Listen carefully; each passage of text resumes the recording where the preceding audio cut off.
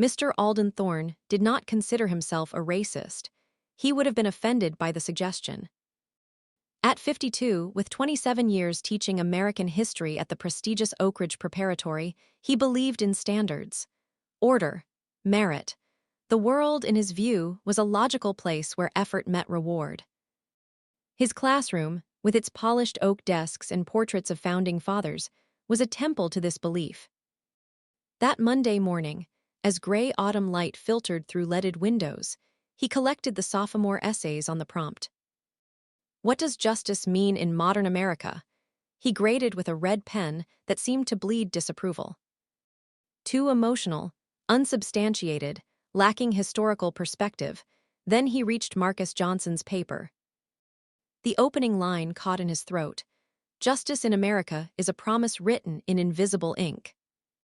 You are told it's there, you are taught to believe in its words, but when the heat of truth is applied, the page often stays blank. Mr. Thorne's lips tightened. Melodramatic, he read on. Marcus wrote not about the Constitution or landmark Supreme Court cases, but about his grandfather, Elijah. Elijah, who at 17 in 1965 tried to register to vote in Selma and lost his job at the mill the next day. The justice of the law said he could vote, Marcus wrote. The justice of the town said he couldn't eat. Which one was real? He wrote about his aunt, a nurse, stopped 7 times in 1 year driving her new car in her own suburb. Probable cause was the color of her joy, the essay stated. He wrote about himself, at 15, followed in a boutique while buying his mother a birthday gift. Suspicion was my shadow, he penned. I was guilty of existing while black in a store that assumed black boys don't buy porcelain angels. The essay concluded, so what is justice? For me, it's not a statue or a law. It's the day my grandfather's lost wages are returned in the form of my education. It's the day my aunt drives home seen only as a healer, not a suspect. It's the day my shadow is just a shadow. Until then, justice is a debt, and America is still counting the change. Mr. Thorne drew a large, furious circle around that last metaphor. F. Grade 42-100. In red slashes, he wrote, "This is not history. This is a personal grievance masquerading as an academic argument.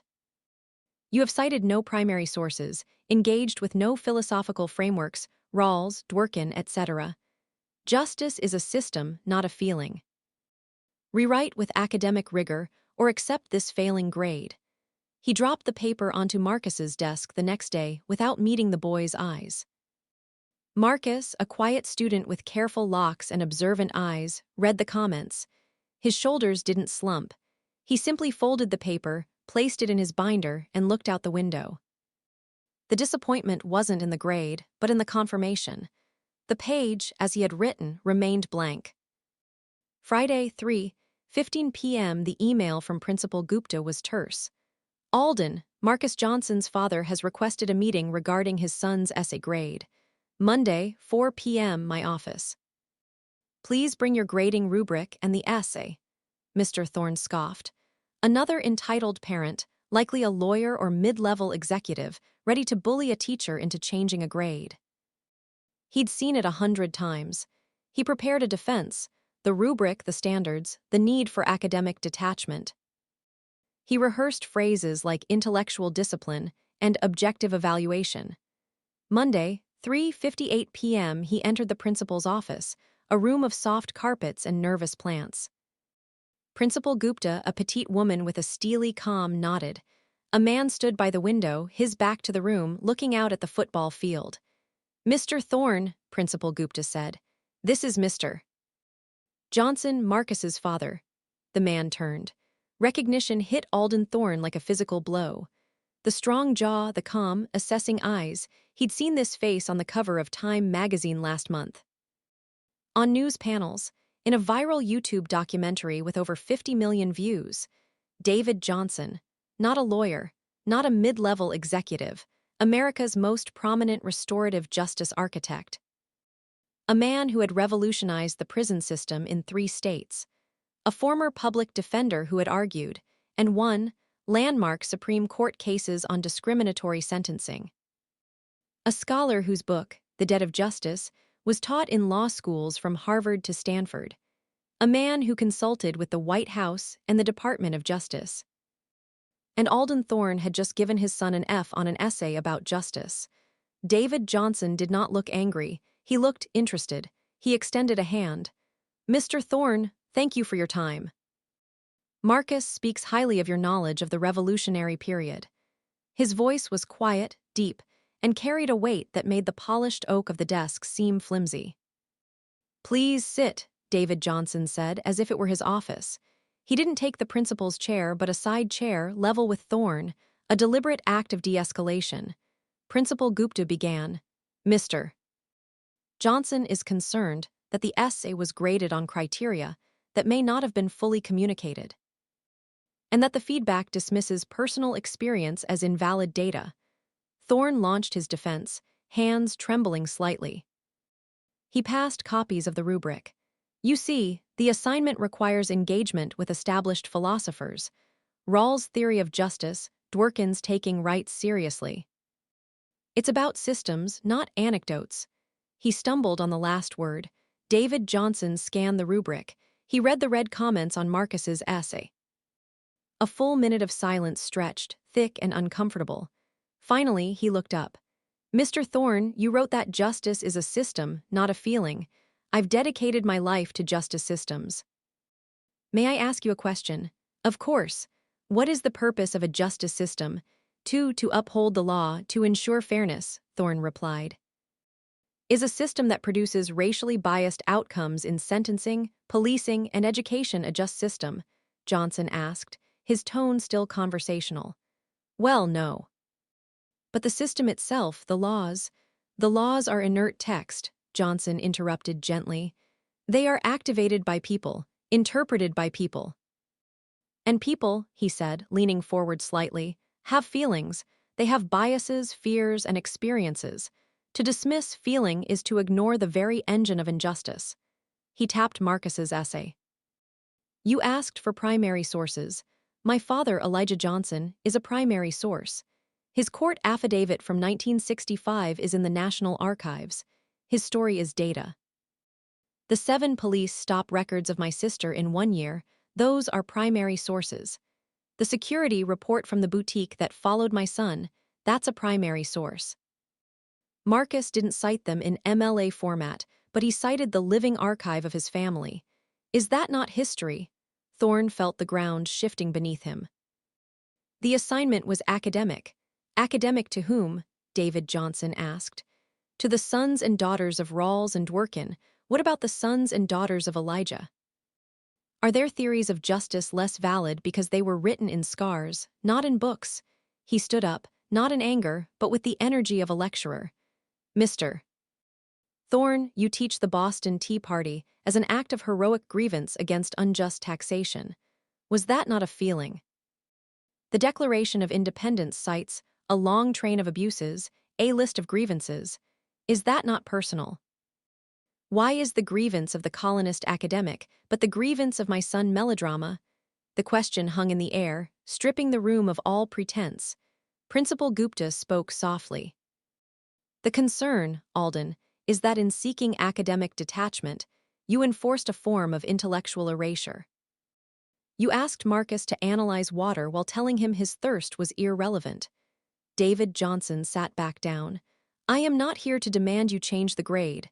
Marcus will rewrite the essay. He will cite Rawls. He will cite Dworkin. He will get an A, but he will have learned a dangerous lesson. That to be heard in the academy, he must translate his truth into a language that sanitizes it.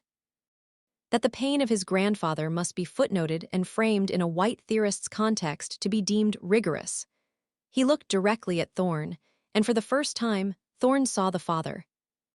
Not the icon. "What I want, Mr. Thorne, is for you to learn a lesson, too." David Johnson made an offer that Principal Gupta, with wide eyes, immediately endorsed. He would not pursue a grade change. Instead, he proposed a 1-week special module for Mr. Thorne's American history classes, team taught by him and Marcus.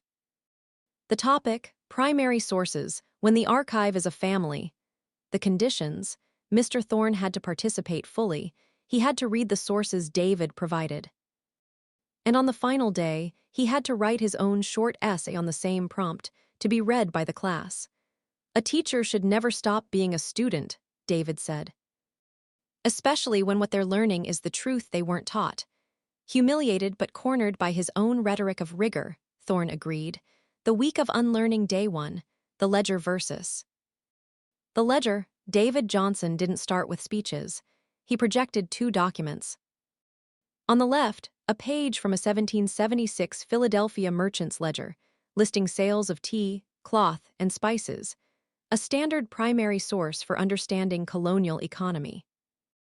On the right, a page from an 1853 Charleston slave trader's ledger, listing sales of human beings. Girl, 15, healthy, $700. Man, blacksmith, 30, $1,200. Both are primary sources, David said. Both tell economic stories. Why is one routinely analyzed for market trends, and the other often avoided as too emotional? What does our choice of valid data say about us? Marcus sat beside his father, not speaking, but holding up photocopied family documents when relevant. Day 2, the law in black and white. David presented the actual, typewritten black codes of Mississippi, 1865. Laws like, every Negro is required to be in the regular service of some white person. He then showed the leasing contract for Arthur Perry, 1936, convict 88,234. Leased to the Sunflower Plantation for $5 a month. The system evolved, David explained.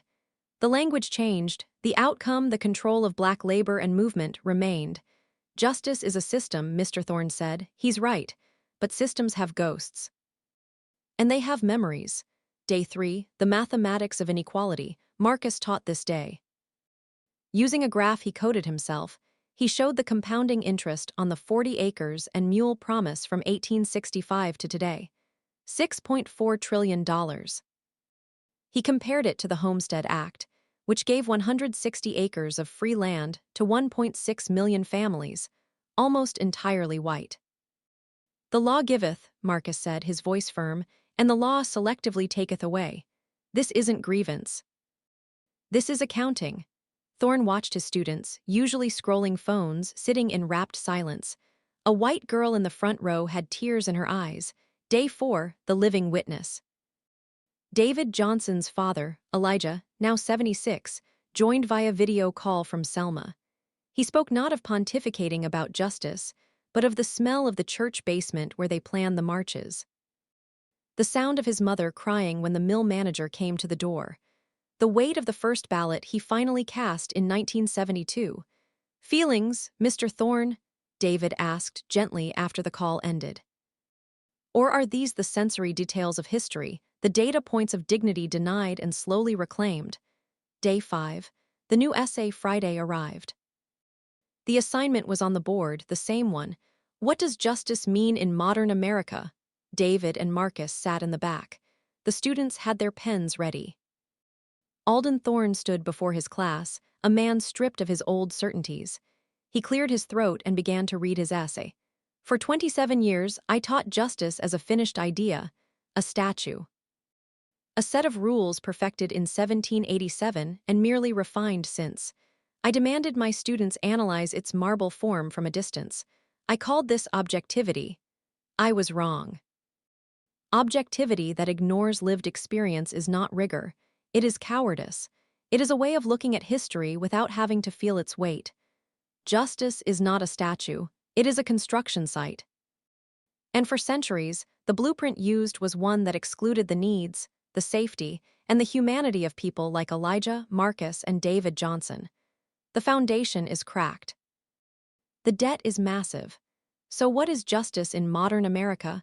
It is, first, the courage to read the real ledger, to see the slave invoice as the foundational economic document it is, to hear the traffic stop as the political soundtrack it is. Second, it is reparative. It is the active, relentless work of rebuilding, not from a new, perfect blueprint, but from a collaborative one where the sons of Elijah help draw the lines.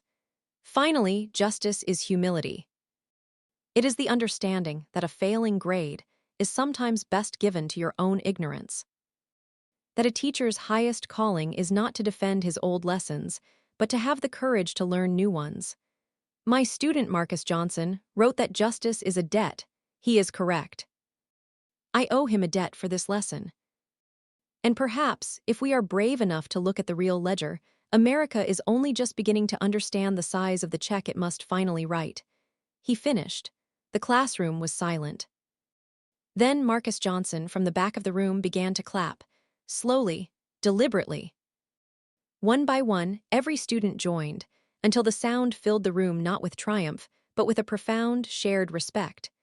David Johnson simply nodded, a small, solemn smile on his face.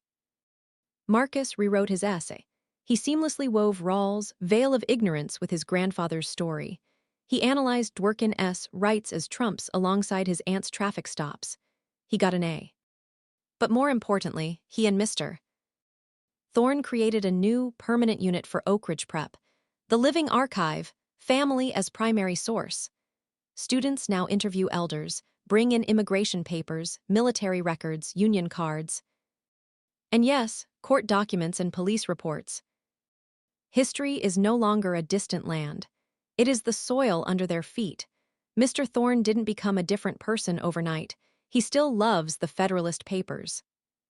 But he now teaches them alongside the appeal of 40,000 citizens, threatened with disenfranchisement by Black Philadelphians in 1838. He understands now that justice is a conversation, not a monologue, and every voice at the table, especially those long silenced, holds a piece of the truth. As for Marcus's original essay, with its large red F, David Johnson had it framed. It hangs in his office next to his Supreme Court victory certificates. He tells visitors, "This is the most important failing grade in American education. It's the moment a teacher started grading his own conscience." And that, he says, is where justice truly begins. The lesson wasn't about a changed grade, it was about a changed metric. The day a teacher realized that the most rigorous analysis of justice begins not in a textbook of theories, but in the courage to listen to the story it has failed.